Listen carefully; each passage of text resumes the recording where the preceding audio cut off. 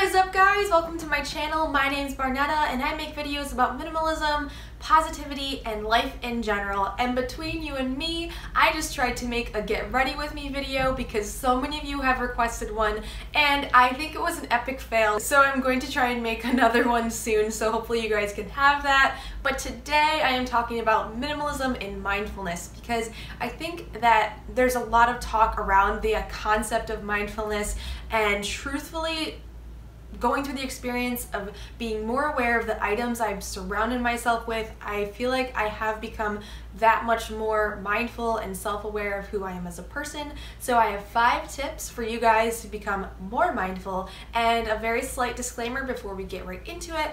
I am not a therapist, so if you are working through a range of emotions and really feel like you need some extra support, please reach out to someone that is a licensed therapist. They truthfully make a huge impact and help so many people every day. Here we go. Tip number 1 is an oldie but a goodie. Count your blessings.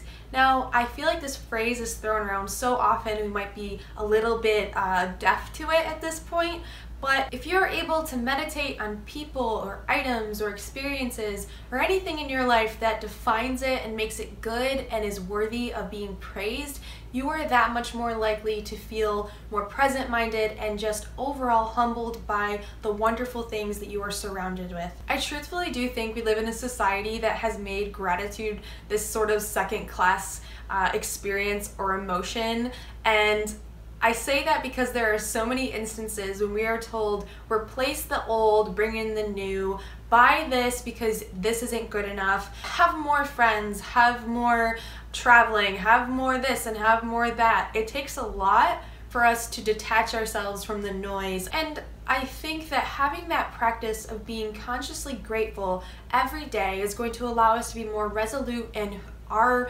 being, who we are, what makes us us and unique in this world. And I do, oh hi Bimo, and hi Bimo, welcome. Oh, she's gonna bite me. And I do think that if we have this ritual of being grateful every day, we are going to be that much more resolute in who we are as a person and that much more confident in the fact that we do not need more and more and more. Who we are is enough, and that's beautiful. Tip number 2 is when things are stressful and crazy, you need to remember that we are very small. And I don't say that flippantly in the idea of being small makes us unimportant or not special. I say that in the idea of we are single beings on this large world and an infinite universe, and we are but a blip on the radar of time and space. It's important when you're stuck in the minutia of a crappy day or a crappy week or even a crappy year to take a step back and remember that there are millions or billions of people who have experienced what you're experiencing now. You're not alone. You still are inherently beautiful and special, but at the same time, there are things that are infinitely huge, and you know, being late to work or not being invited to an event you thought you'd be invited to, or you know, just all the little crappy things that can happen to us from time to time. Those things are not going to be important to even you, most likely, in a year from now. And I think that's another good way to put it. If you don't think you're going to care about something a year from now, why care about it that much now?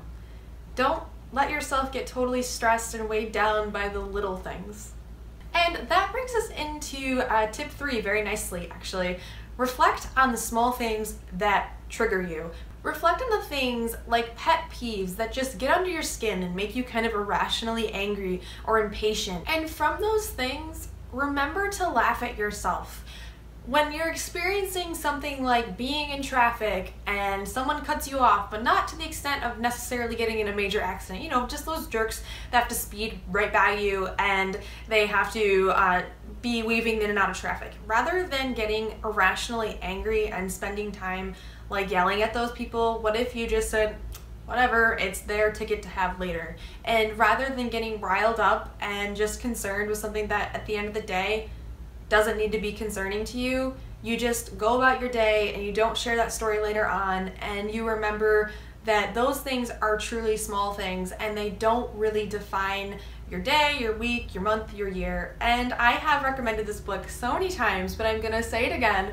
You need to read Don't Sweat the Small Stuff, and it's all small stuff because that, I think, is a direct example from that book. And truthfully, I think this will allow you to be just way more self-aware of how the little things can add up into one huge big thing that just gets you down for almost no reason at all. Tip number 4 is when you're in those moments of anger or impatience, or in general you're just very, very upset, focus on your breath. And this is again another old recommendation, but I have an aunt who's a psychotherapist and she has inspired me so much and helped me so much. And she's always said, Barnetta, when you feel like you are worked up and so stressed, you need to imagine a candle and imagine blowing that candle out and just keep repeating that motion and that thought process. And I'm telling you, that has worked so many wonders on me. When I feel like my blood pressure is raising and I'm getting anxious and I'm shaking, I tend to do that when I'm nervous. I start physically shaking. I just imagine that candle, and something about that is such a soothing idea. I imagine this very, very dark room and just a single candle, and I blow it out. All around, it's very soothing, and just remembering to focus on your breath and those moments that you can't control is very empowering, because there are a lot of things that are out of our control, but when we take a moment to remember we can control our reaction to those moments, that's a big deal. And tip number 5 is to remember to not anticipate stress, unhappiness, tiredness, or any emotion you could ever feel in the future. And that's because the future is not guaranteed to us. What we experience and see and feel, that is not set in stone, because you might go to bed thinking that you're gonna go to work tomorrow and just get up and whatever, it's gonna be a regular day and you have to anticipate the stress of the week.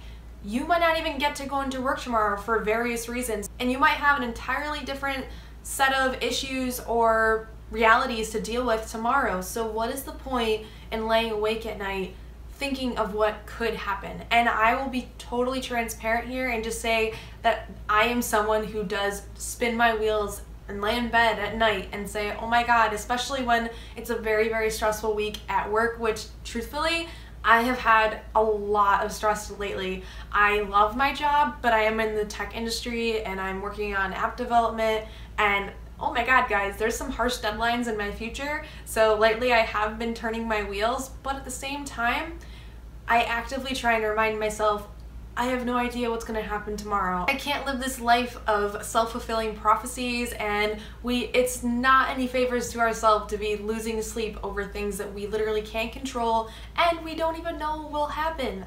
I think this world is so beautiful, and yes, it is stressful sometimes, but the beauty of this world is that we can't anticipate the future. We never can. And I think I want to close this out with this beautiful story that my wonderful aunt told me a while ago about the Dalai Lama in an interview. And the interviewer said, out of all the moments in your life, what has been the most impactful, the most beautiful, the most insightful, the best moment of your life? And he grabbed her hand very gently and said, right now. Right now is the most beautiful, insightful, and relevant moment of my life. That story has stuck with me for a long time, and I constantly remind myself of it because what a way to be totally mindful and grateful for the moment we have right now. And as I said earlier, we cannot predict the future. For all we know, this moment right now is defining our entire lives, and being aware of the power of the present is so wonderful. So guys, thank you again for watching. Please remember to let me know what makes you mindful and what helps you be more grateful and present-minded. And until the next time, remember that there is no one like you. You are loved and you are beautiful inside and out. I will see you in the next video. Bye! This is my kitty cat BMO, guys. She's decided to join us. I'm grateful for you, BMO.